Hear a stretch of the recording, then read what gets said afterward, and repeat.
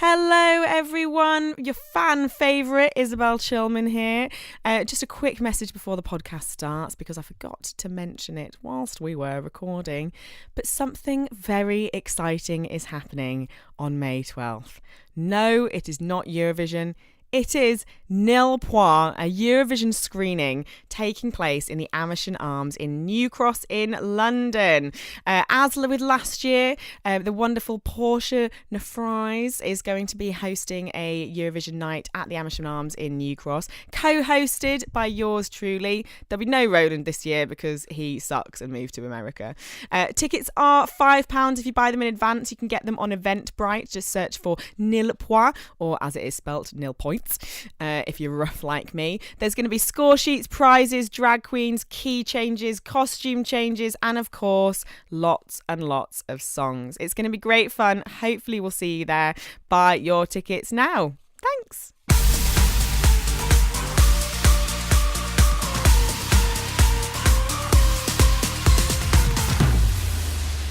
Hello and welcome to Europhoria, a podcast where we look back on the great glam and garish of Eurovision past. My name's Isobel Chilman and I'm joined as ever by a man with more sass than Dana International and a shorter attention span than both members of Jedward combined. It's Roland Bodnam. I don't know what you're talking about. I've got a great attention span. I get distracted very easily. Hey, Isobel. Hi, mate. How's it going? How you doing? It's been it feels like ages, hasn't it? It's been a while. It's been too long. Yeah, we had a bit of, as you're probably all aware, we didn't do last week. We've had to do like a skippy week thing. So we've had to we changed the alternative weeks that we're doing the podcast on now because I was in Madrid last week for work. Bloody jet setter over there now, just jet setting around. You did offer up as a compromise pictures of you in various outfits, and I have to say, Isobel, you looked bloody fantastic. I know how to dress well at a conference. I know what I'm doing. Oh yeah. You've nailed your conference attire. Absolutely. Oh yeah. I'm pretty sure that's also one of our most successful tweets. Yeah, ever. Yeah, maybe we should just stop doing about Eurovision. I'll just post outfits every day. We'll do great, mate. We'll get a really big audience. Why not? Hey, why not? Lovely. No, we love our Eurovision audience, and that's all we know about, really. So I also do know about clothes. Yeah. How was Madrid, mate? How was it? Oh, it was bloody great. Unfortunately, I was in Madrid on the 1 week of the year. It was 29 degrees in England. So That was great. It was actually hotter in London than it was in Madrid. But it wasn't cold in Madrid, was it? It wasn't cold. No. But it wasn't 29 degrees. I've got some nice colour. But it's one of those things that when you come back off holiday, you want to be the only one with a tan. Yeah, and I'm going to go into the office tomorrow and everyone's going to have a tan. It's bloody lovely here as well. This weekend's been very nice. Great. And I've been super proactive. I think partially today out of guilt because I spent loads of money on clothes drugs yesterday. And booze and prostitutes. He's filthy, honestly, guys. He's disgusting. Mainly clothes and then some alcohol. But then this morning, as a punishment, I took myself for a 5K run. What? But then as a result, I wanted to reward myself, so I went for a brunch and a beer. So I'm balanced out now. I'm perfectly balanced with punishment and reward. Good. Yeah, I had a really I was going to say a really healthy week. I didn't have a healthy week. I was ill while I was over there. So I got ill. There was we're not sure if there was some bad food or a little tummy bug or something going around, but people were not well. And I was unfortunately one of those people. So one day, didn't eat. Just didn't eat all day. Had to still do work.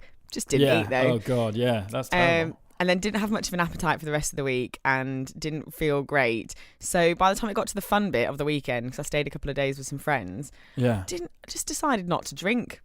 Wow. Didn't have a drink. We rented a car, so I just drove everyone around and had a great time doing it. Oh my God. It was with our mate Gary. He doesn't drink either, so it was fine. No.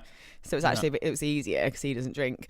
And then had 2 beers when I got to the airport after we dropped the car off today. Ooh. And the first one was genuinely the nicest drink I've ever had in my life. Oh, so good. Speaking of having a drink, are you going to have one now, or are you in a mode now that's not appropriate for a beverage? Oh, shit. I put a bloody can in the fridge. Stay there. Go and Stay get your there. can. I'll be back in 2 seconds. All right. All right, you're back. What have you got? Oh, right. Oh, my microphone. Oh, hang on. I am going to give a nod to our Swedish neighbours and have a strawberry and lime Kopparberg. Hey, a lovely Kopparberg. Is that Swedish or Scandinavian? It says on the front, Swedish apple cider. Wow. I'm going to have, as it's a warm weekend and it's very nice, I'm going to go with a glass. Well, I'm opening a bottle, so we'll see how far I get, of Sauvignon Blanc Oyster Bay from New Zealand. Classy. You know, it's been in my fridge since about January, so you just got to get through it, mate. No one's having it, so we're gonna do that today. Enjoy that. We're gonna synchronize. Okay, I'm gonna get my Ready? I forgot to say mine's clicky top. Ooh! Yeah. Yum. Cheers, mate. Cheers, love. Have we got any Eurovision news? For me, no. Because I've been in Madrid, not thinking about anything apart from getting my tum-tum better.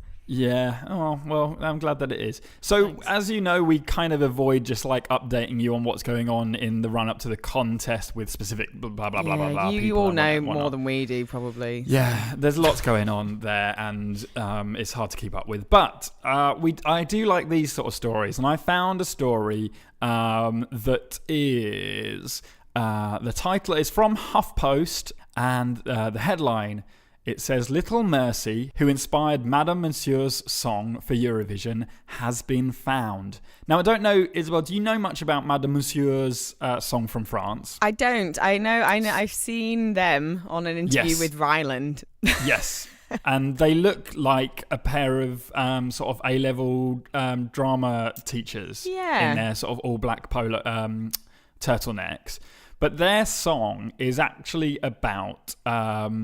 a little girl who was born aboard a humanitarian boat in the Mediterranean whilst her mother was fleeing Libya. So a refugee. And jeez, they get deep at Eurovision, don't they? I know they do. They bloody do. It's not a light one. So basically, Madame Monsieur heard about this story of this little girl called Mercy who was born on this humanitarian boat in March 2017 and decided to write this song about it for their attempt to enter Eurovision. This was a story that was published in a French newspaper. And then they kind of lost track of where the mother was and what had happened to the child. But they finally caught up with the mother and the child, the little girl called Mercy. And the mother is now trying to get proper status so that she can get a job and work and be a member of society in Europe. Isn't that nice? Ah, fantastic. Oh, well, I'm glad they're both okay. A nice little bit of hope there from the song, and perfectly in time for Eurovision. Perfect. Real good. You couldn't write that stuff. Other than that, it's all just going on. It's all going on. It's all popping off, guys. But there you go. That's my news. Done. Good stuff. Good news. Any other business? We do actually have some any other business. We have a letter. Ooh. Well, not a letter, but like an email. An online letter. One of them digital letters that's been sent electronic letter. An electronic letter has come our way, which I'm very excited about. I'm going to read it out to you now, Roland. Excellent. It says, Dear Roland and Isobel, and Patsy, of course. Oh. My name is Siggy and I'm from Iceland, continent Europe. Good work. Good continent work. Thank you for a great podcast. I only recently found out about it, but I have since been binge listening. It's not only hilarious, but also so informative. Kudos to you guys. Thanks, Siggy. It is indeed, isn't it? We have some facts. Yeah. Educational and entertaining is what we like to do here. And inspirational. And that's your dresses. That's when we... Not your dresses, me. that's your outfits. That's your outfits. Siggy says, of course, I love Roland's new song every week. Brackets, Killer Clown Anthem excluded. I mean, we can't be perfect every week. No. But my favourite are the Eurovision stories. Oh, good. I, of course, especially enjoyed your stories about Icelandic entries Paul Oscar, Sylvia Knight and Sionni's friends. We've talked about Iceland a lot. We've done Iceland, a few times. And thought you might be interested in some updates on those from a local. Yes, please. Yeah, yes, please. Roland's excited. Yeah. So this time I want to tell you about about a fairly new scoop about Paul Oscar. Paul Oscar, Pál Oscar, his Icelandic name, has stated many times that he is more than willing to compete again, but is waiting for the right song. That's why I was shocked and a bit sad when in a radio interview in 2015, he revealed that one of his most popular songs, the 2007 single Allt Fría Ástina, was actually written for Eurovision. After being sent to the pre-selection, the Icelandic broadcaster denied the song based on the fact that one of the songwriters was Swedish, breaking the rule stating that songs could only be written by Icelanders. This rule has now been changed to so that only 2/3 of the songwriters and half of the lyricists have to be Icelandic citizens. That's an Icelandic rule, right? Because it must be. Yeah, because I was going to say most of the British entries now are written by Swedish people. We have nothing to do with it. Yeah. Yeah, we just gladly hand it off to the Scandis. Someone else can deal with this. Like a very rich mother and a nanny and an au pair. Yeah. No, I don't want this child anymore. Please care for it, but make sure it's the best child. I don't care for it though. Oh, yeah. Oh well. So Siggy said, I'm attaching the link to Allt Fría Ástina's official music video and asking you, dear Eurovision experts, thank you, how do you think Paul Oscar's song would have done in the competition? Did it have a chance of winning, or should Icelanders be thankful for the nationalistic rules of the Icelandic national broadcaster? Anyways, thank you again. I look forward to your next episode. Cheers, Siggy. And then 2 smiley face emojis. It's really cute. It's like a squidgy little smiley face. It's cute. Should we ever listen to Pál Oscar's song? Yeah, let's have a listen. Let's give this a go.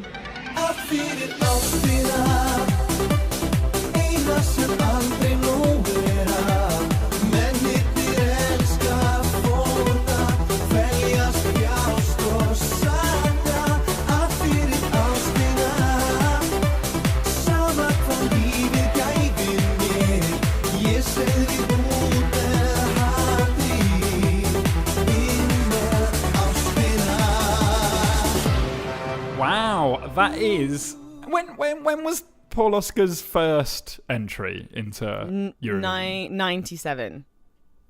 Oh, he doesn't age much. This is 10 years no, later. He looks just as young. When was this from? When did Siggy say this was from? 2007. So 10 years later. Oh, yeah. He's had Botox. Come on. Probably, but he's another Ryback. It's the music that keeps them young, isn't it? You've got so much more faith in him than I do. I'm definitely had surgery. Definitely had a facelift. I like that. I mean, it's very cheesy, very camp Europop, but I like the red sort of slightly Britney Spears-esque onesies that he's wearing there. Yeah, it's very oops, I did it again. And very American Beauty with the bed of roses that he's on at the beginning. With his face popping through. With his face popping through. Yeah, no, I really liked it. I think it would have done all right. It wouldn't have won. You haven't missed out on a win there, Siggy. No, they haven't missed out on a win. It does feel slightly a shame though if that was one of his most popular songs, but it wasn't allowed in. Yeah. I think that he would be resentful to that because he's like, oh well, it was so popular, but that's fine. It's just a little Icelandic gem that can just exist like that. Lovely. Love that. Yeah. Thank you. Great stuff. Thanks so much, Siggy. Love you so much. Thanks for emailing us. Yeah. We also, as well, need to bring up something. Yes. Roland. Yes. You have an apology to make. I do. We got very much called out after my last episode. I fucked up big time. We said I promised that we Apparently, it's on the podcast. Go back and listen. I haven't listened for a while. But that we would read through Sally from Australia's lyrics that she has offered us. So Sally, the wonderful Sally. Yes. Lightning Strikes. You made a song. Your Lightning Strikes song. Oh, more recently, yeah. Sally, one of your recent ones. Yeah. And Sally sent us different lyrics for it because we said this is a collaborative effort and people have to send stuff in, and Sally sent something in and you didn't do shit with it. Fucking ignored it. Stop saying we. I ain't control of the songs, mate. That's your bag. So, Sally. Yes. What's going to happen is Roland is committing to this fully. Yeah. And we're going to make sure that this is done properly. So, this week, there's something else for the end of the episode. We ain't got it this week. But Roland is going to re-record the song with your lyrics included, and we're going to do this the way it should be done. We'll do it properly. I'm going to commit some time, some energy, some focus on... Yeah, we're going to make your song, Sally. It's going to happen. Because Sally worked hard on this, and I need to too. I'm sorry. That's our any other business, I think. If you do want to get in touch with us, you want to email us like Siggy did or like Sally did, which we're going to do something about. Sorry, Sally. You can contact us at europhoriapodcast@gmail.com. Or you can get in touch with us on Twitter at EurophoriaCast. And actually, it seems like in the last few weeks, we've got quite a few new listeners who've said hi. So if you are a new listener, please do just drop us a little tweet on Twitter. Let us know you're listening so that we feel like we're not just talking into a microphone. Okay, so this week is my week. Yes, it is. My story week. So... as we mentioned on as everyone is very aware, and as we discussed very briefly on the last episode, unfortunately, in the last month, we lost two great Eurovision icons, Lys Assia and Katie Boyle. Yeah. So today, I thought it was only right to talk about Lys, the first queen of Eurovision. But alongside the competition itself, I think it would go very amiss to talk about Lys. Without talking about the first ever contest. So, the Eurovision Song Contest began as the brainchild of Marcel Besançon, which, if you type in his surname into Google and hear the pronunciations of, it tries to tell you is pronounced Bezenken, which is absolutely not correct. Yeah, it's me, Bezenken. It's Marcel Bezenken. Jesus, honestly, English people, we're the worst. Don't trust everything you read on the internet, apparently. Absolutely don't. No. So Marcel was part of the EBU, and during a meeting in Monaco at the end of January 1955, Marcel, so he was the president of the EBU programme committee, approved a project for further study, and that project was the Eurovision Song Contest. I'm glad they took the time to study it before they went fully on board. You don't want to jump into a song contest without knowing, really, the outcome of what's going to happen. The ramifications together of what you're going to do next. Yeah, absolutely. So based upon the existing Sanremo Music Festival held in Italy, it was designed to test the limits of live television broadcast technology. Wow. Yeah, so in those days, obviously, 1955, it was a very ambitious project to join that many countries together in a wide area international network of some sort. I still don't understand how they do it, but, Magic. Back then, it must have been magic. Just magic. The magic of song. The name Eurovision was first mentioned in relation to the EBU's network in the London Evening Standard from the 5th of November 1951. Wow. Written by British journalist George Campy, he dubbed the contest Eurovision Grand Prix. Wow. Just came from a random journalist, just decided to name it, and they went, yeah, all right, fine. Like the Spice Girl names. What do you mean? When they were put together as a band, it wasn't their their PR team or anything, or their management that gave them the names like Ginger, Sporty, Scary. It was like Top of the Pops magazine. What? Because they used to call people in bands, they used to just say like, Gary, take that, and it was like the band was their surname. Yeah. But to describe them all as the different ones, it was either Smash Hits or Top of the Pops magazine. Wow. Chose their names for them, and so they started calling them Scary Spice, Posh Spice, Baby Spice, and then it stuck. Imagine being the journalist who came up with those names. We thought the Spice Girl names. I hope they got some financial ramifications for that. Of course they didn't, mate. No. That was trademarked straight away by their management. Nothing. Every time any of their names are used, they get some sort of revenue. No. It's a good story to like drunkenly tell people in a pub though when you're 60, isn't it? Though I came up. I'll No. give Spice Girls their names. Blow Scary Spice wouldn't be scary without me.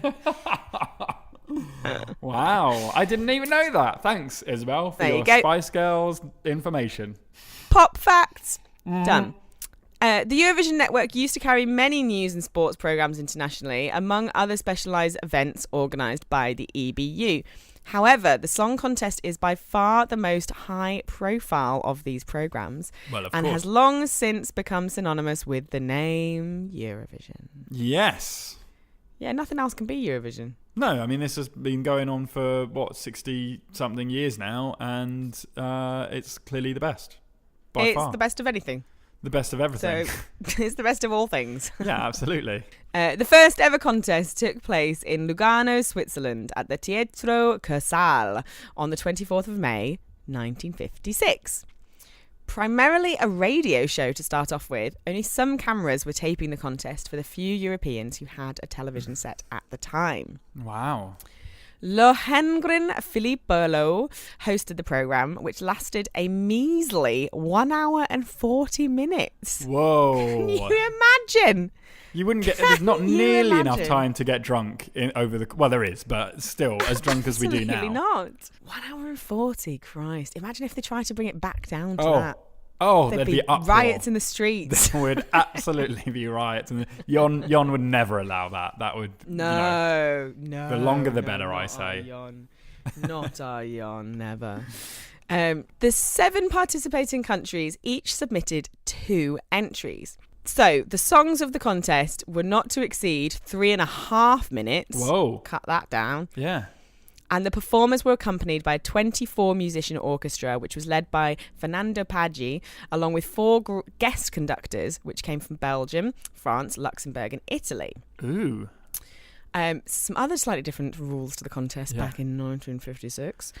Only solo artists were allowed to enter the contest. Groups were initially banned, a rule which would only be abolished in the 1970s. Wow, so it's solo singers only all the way for the first 20 years, basically. Yeah. Wow. All participating countries sent 2 jury members to Lugano in order to vote secretly on the songs based on which song was their favourite. The jury members from Luxembourg could not make it to Lugano, so the EBU allowed Swiss nationals to vote on their behalf. Interesting. Why couldn't they make it? Do we know why? Not enough money? Too busy? Don't know, mate. Got delayed on the train? Say. We just don't know. Didn't say. I want to hear their story. Wow, you will as well by the time we get to the end of this story. Right. Interesting. You've got to remember this. All right, okay. The juries were allowed to vote for whichever country they wished to, including their own. Well, that seems flawed. That seems like something, even in the early days, you would go, well, that's not going to work very well. Yeah, basically. And again, we'll get to that in a little bit. Yeah. I bet you there was one country who were very modest and were like, oh no, we'll give it the points we believe it deserves. Oh, definitely. There'd have been some reet nerds there. Whatever. And then all the other countries were like 12. Another interesting fact. Yeah. The interval act was whistling by the Jouets Rossignols. Oh, it was a simpler time. Just some lovely whistling. And now on stage, we're going to have a man I'll have a little whistle for you. Enjoy. Steve, he's from the Cat and the Bear, the pub round the road. You know. He does a great bit of whistling. Have you heard him whistle? He sounds great. Have a listen. I don't know why they're from. Sounds like a kettle. Up north, but he sounds just like a kettle. Generic north. Yeah, generic north. So, with the voting. Yes. The weird voting. We'll just have a little recap there. So, Luxembourg couldn't make it. Yes. So the EBU allowed Swiss nationals to vote on their behalf, and the juries were allowed to vote in secret for whatever country they wanted, including their own. Just remember all those facts. I can see how this. Okay, yeah, I can see how this is playing out now. Yeah. So that decision may be seen as some and has been seen by some as the reason why one Rosa Mina Shara, better known as Lys Assia, did so well that first year. Because she had double the amount of people on her side, right? Potentially, yeah. Yeah. And even if every judge gave their own country 12, she had 2 extra people to give her 12. 4 judges. Lys. Well, I mean, it was a long time ago. You know. Talking of Lys. Yes. So born in 1924 in Rapperswil in the north of Switzerland, the artist started her career as a dancer, but soon turned to singing, achieving her biggest hit in 1950 with Oh Mein Papa. Oh my dad. Oh my dad. Oh my dad. Oh my dad. You wouldn't believe what he's done. Oh my dad. There was a woman in the office. Oh my God, a colleague. I only know who she was this week because she was on the same trip as me, but I didn't know who she was before. So last week when I was in the office, me and our friend Luke overheard her. You know when you get 2 words or 2 phrases muddled up, and then it just comes out a bit mental. Yeah. So she did that, but she quite loudly exclaimed the words, "Oh my fuck lord."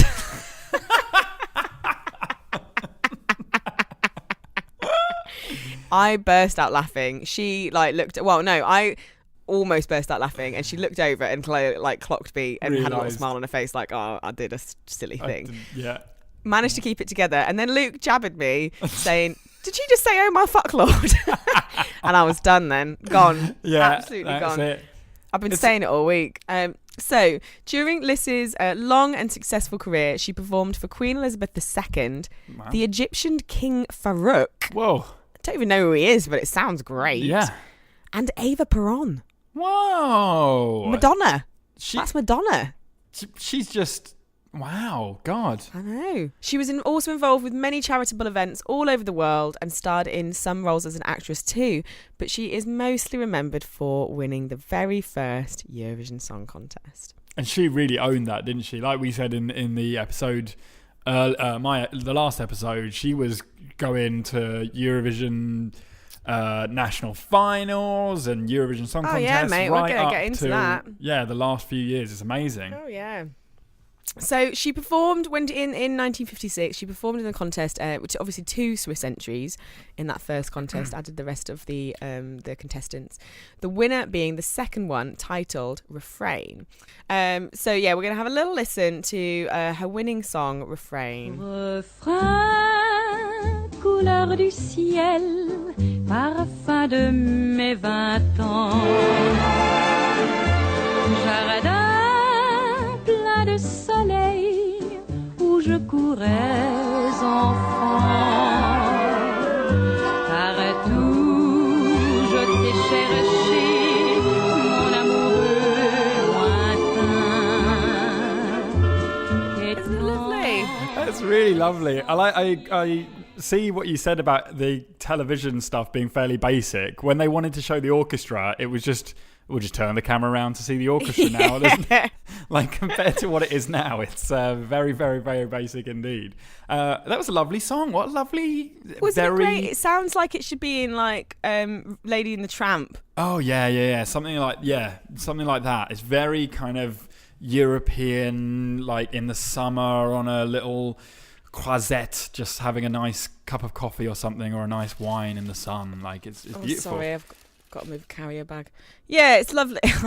What is my life? Sorry, I got to just shift the cat and move a carrier bag. Is this? I mean, I don't know if you'll know this. Is this her winning, like the winning performance? Because otherwise, there's just a young boy standing with a bunch of flowers about 6 feet behind her. Yeah, no, he brought them flowers on and gave them to her because she won. Okay. So this is actually a bit of an interesting one. Yeah. So while the contest was shown and recorded for television broadcasting in certain European countries, as television sets were somewhat uncommon still at this time, no copies have survived, with the exception of Lys's repeat performance at the end of the contest, which is what we just watched.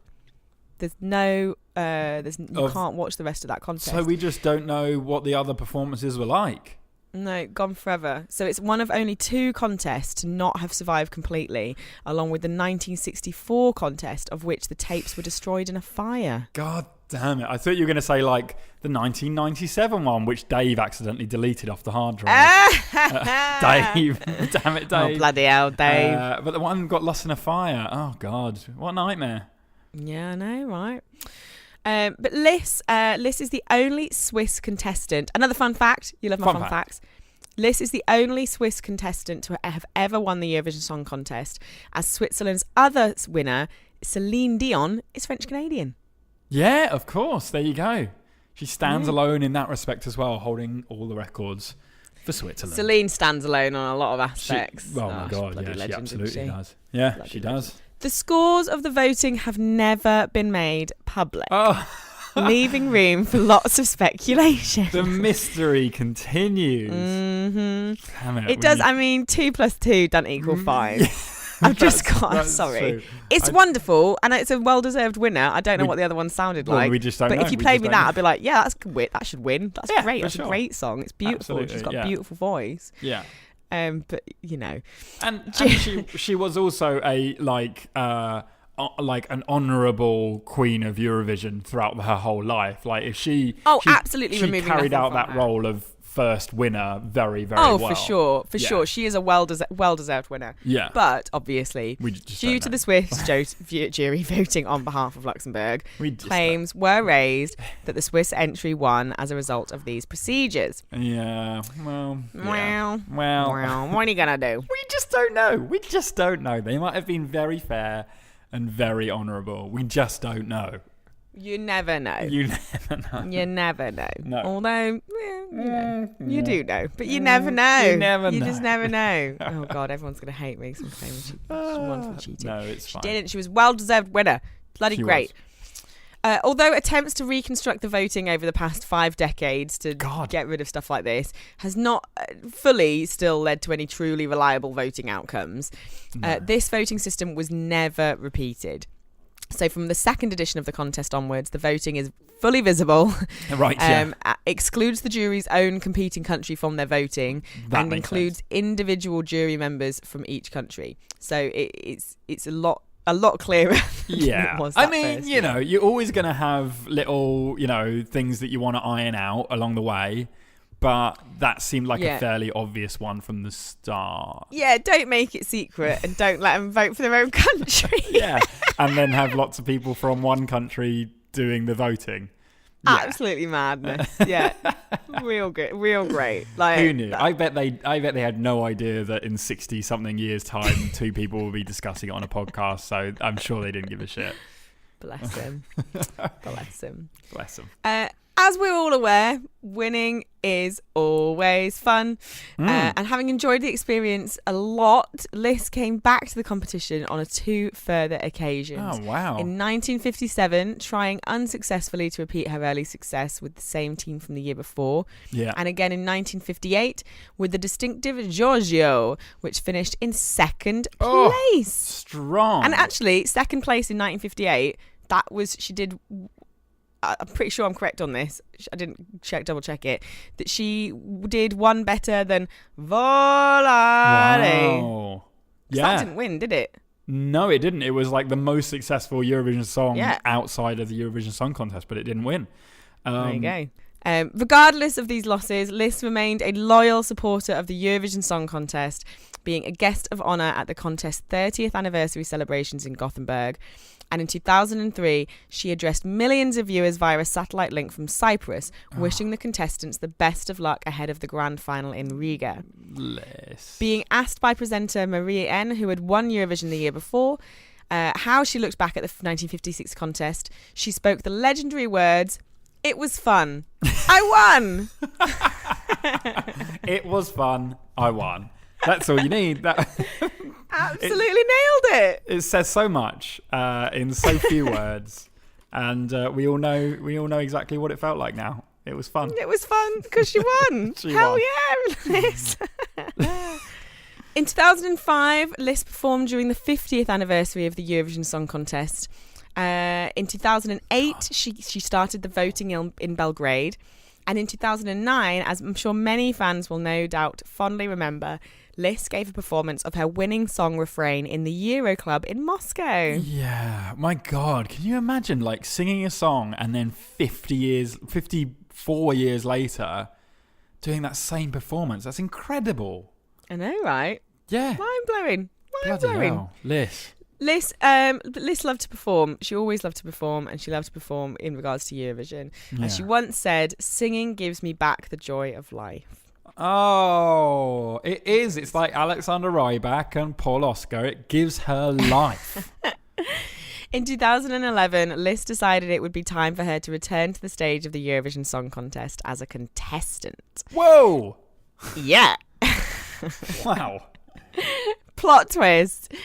Attempting yet again to represent her native Switzerland, she entered the nostalgic C'était ma vie, or in English, It Was My Life, co-written by the one and only. Who do you think it was? It was Stiegel. Stiegel? What was his name? That was his adversary. Oh no, he's gonna hate me for that. Ralph Siegel. Ralph Siegel. Ralph bloody co-wrote it, didn't he? My God, he did. He writes everything. Eurovision legends joining forces. Unfortunately, being a fan favourite wasn't enough for Lys, and the song only came 8th in a closely fought national selection. But she still attended the event in Baku as a guest of honour. Of course She did. She could be a guest of honour anywhere. I feel like guest of honour around my house. Exact guest of honour everywhere. I feel like they should have put her in. Just being the first winner and then entering in 2011. We bloody entered Engelbert Humperdinck, for fuck's sake. They can enter the previous winner of the original song contest. Yeah, she should have just got that. That should have just been a pass. Free pass. Through. Yeah. Yeah, give it another go, mate. Yeah. Lovely. The following year, she applied for the Swiss ticket again, entering the song All in Your Head, featuring the hip-hop band New Jack. Yes. Are we gonna listen to this or? Yeah, I've got a little bit of it for you. Okay, excellent. Yeah, I really want to listen to it. It's a fun mix.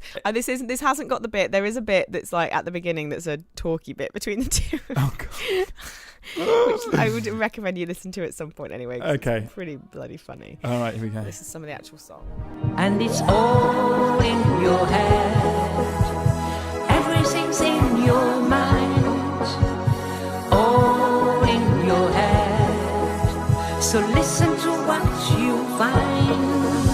Where the party people someone I get funky right now. Let's get dirty, real boy night. I'm a nigga bringing peace, ain't no more fight. Coulda never wanna come here, but blunted by the light. Look at my life, man, I do what I like. Just up on the mic list, tell him what's right. Listen to your heart and you will see that it's all. How great is Lys for doing that? She is so like good. she's what? I don't know if this is a phrase that translates into other countries. Yeah. But in England, she's what you call a game old bird. She is a game old bird. She is like you'd think And that that's a huge compliment. That's a good thing. Oh yeah, by the yeah, way. yeah.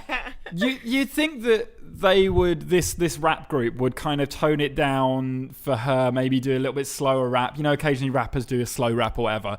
But no, it's like a proper hip hop music video with them properly leaning into the camera. Oh yeah, they're going for And it. she's just there. She slightly looks like she's got lost on the way to the shops and just walked into a music video, but she's great. It's amazing. It's hilarious. It is hilarious. It's amazing though. I bloody love it. She's Good for them all. They're having if you come in watching it, they're all dancing together. They're having a riot. They're having so much fun in this video. It's so sweet to watch. You talk about people like Madonna and Kylie Minogue reinventing themselves throughout their career. Like this, Lys was the original one of this. She's reinvented herself. She was. She's a hip hop performer.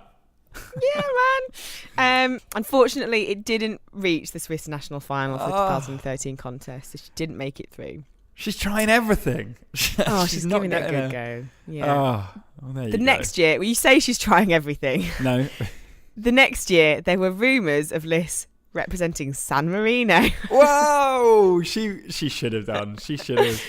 But it was announced in January 2013 that old San Marino faithful Valentina Moretta would be doing so that year.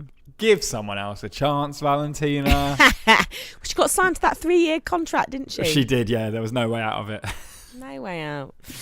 In Stockholm, just days before the city hosted the 2016 contest, she took part in a special meet and greet event for fans and press, where she shared her memories in a variety of languages.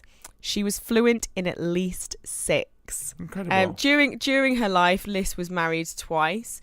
She married Johann Henrik Kuntz in 1957 in Zurich, but Johann sadly died just 9 months later after battling a very serious illness. Oh, God. She remarried Oscar Peterson in 1963, and they lived very happily together until he died in 1995.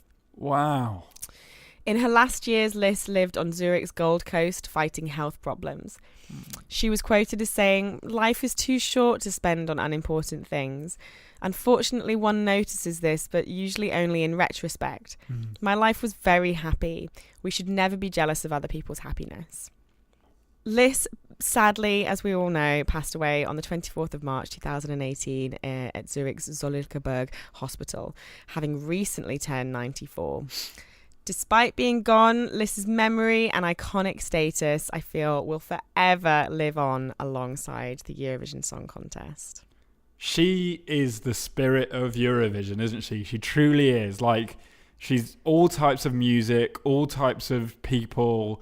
All types of languages and countries and cultures. And yeah, just mix everything together and just see what happens. Great. Oh, Lys. I love it. She really truly did embody Eurovision in every single aspect. Like you said earlier, this was kind of going to be my end point to this, was that despite whether or not, whether we say it comes out, yes, that everyone did vote for their own countries in 1956, and because Switzerland had 4 judges rather than 2, they got more votes. Yeah. Even if that came out, who cares? It was a great song, and she literally embodied Eurovision for her entire life, from 1956 until 2018. Yeah.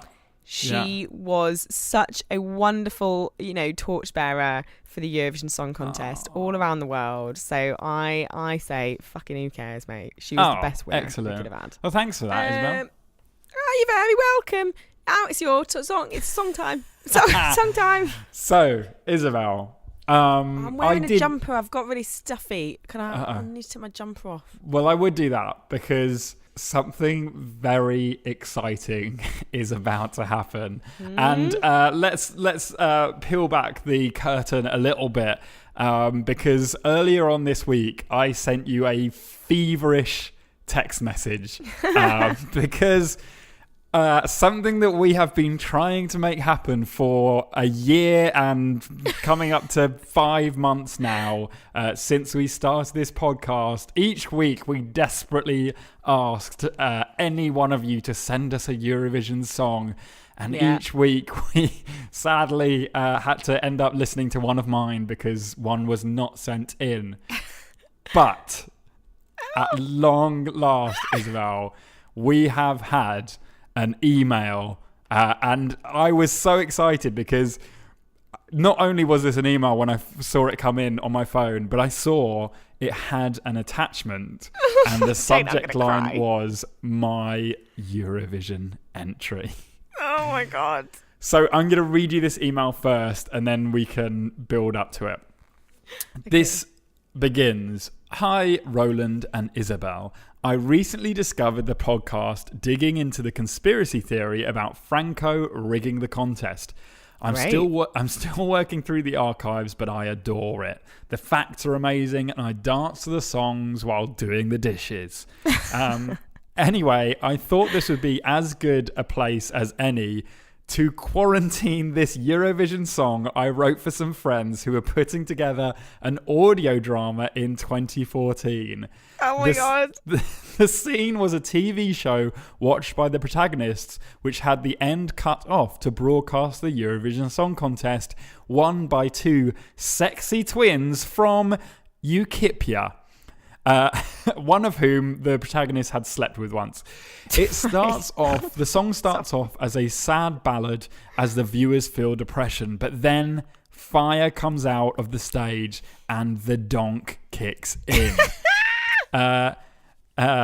I wrote it in 10 minutes. The audio drama never got made, and now I have this cursed object on my hard drive with no justification.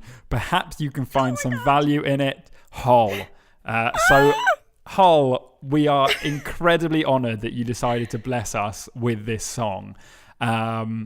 We're very excited. So what we're going to do is we're going to listen to it. I'm literally shaking. I want to scream. I'm so excited by this, Holly. I cannot believe as well that this has just been sat. This has just been sat around with no use. And then we did a podcast and went, send us a bloody Eurovision song. And you've gone, oh, I have one. I have one of them. I do have one of those. I've got one of them just lying about. I'll send that in. So we're going to listen to it. I will, as a preempt, before I give you the name and we just go straight into it, as a preempt, I will say that the last 2 minutes of this song make the first minute very worthwhile. Okay. So this song, Isobel, not written by me for the first time since we begun this whole series, is actually, that's not true because Ben offered up a song as did, but from a fan for the whole series. This song is called Only War Can Survive. The sun begins to rise as it happened. The tragic dream of 1,000 years, cold as the moon, like fishes inside, can't resist all my fears. And as we're raising our arms, only one can survive in my life anymore. Do you know what it is we're marching for? Only one can survive in my life anymore. Do you know what it is we're marching for? 1, 2, I like you. 3, 4, 5, 6, 7, 8, 9, 9. 3, 4, only war. 5, 7, 6, 8, 9 on stools. 1, 2, I like you. 3, 4, 5, 6, 7, 8, 9, 9. 3, 4, only war. 5, 7, 6, 8, 9 on stools. Lovely, lovely, wonderful. That is where we can go far. It's all I've got to control my heart. It's lovely, lovely, wonderful. It's lovely, lovely, wonderful. That is where we can go far. It's all I've got to control my heart. It's lovely, lovely, wonderful. I need to believe you on all of your sense. The thrill that you give me when touch of my hands. The feel to defy it. The starting a riot tonight. Only war can survive in my life anymore. Only war can survive in my life anymore. 1, 2, I like you. 3, 4, 5, 6, 7, 8, 9, 9. 3, 4, only war. 5, 7, 6, 8, 9 on stools. 1, 2, I like you. 3, 4, 5, 6, 7, 8, 9, 9. 3, 4, only war. 5, 7, 6, 8, 9 on stools.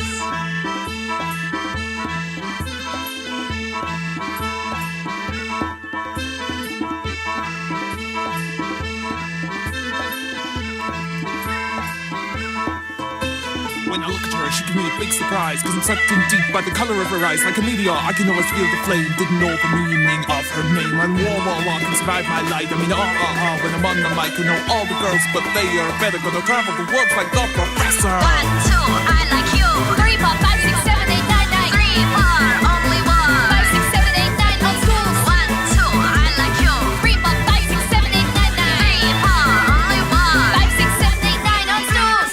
Oh my God! Yes! Holly! Oh, Holly! That's incredible. I'm kind of speechless. The fact that she also, she didn't need to write in her email, she wrote it in 10 minutes, but she wrote it in 10 minutes. But regardless of that, Isobel, what did you think? Oh, it's blown my mind a little bit. 1, 2, I like you. 3, 4, only war. So that's going to be stuck in my head for the rest of the week. Oh yeah, no, I've listened to it several times this week already. Oh my God. So I will say I do agree with Roland. The second 2 minutes make the first one very worthwhile. Yeah, absolutely. Like some bit of remix on that though. I love it. It's definitely the last 2 minutes of that are incredible. Like primo Eurovision song right there. Like that, it's a so war good. dance track. A war love dance track. So that song was meant to be sung by two sexy twins. Two sexy twins from Ukipia, from the country of Ukipia. And I'm well happy with this, Holly. I mean, I said this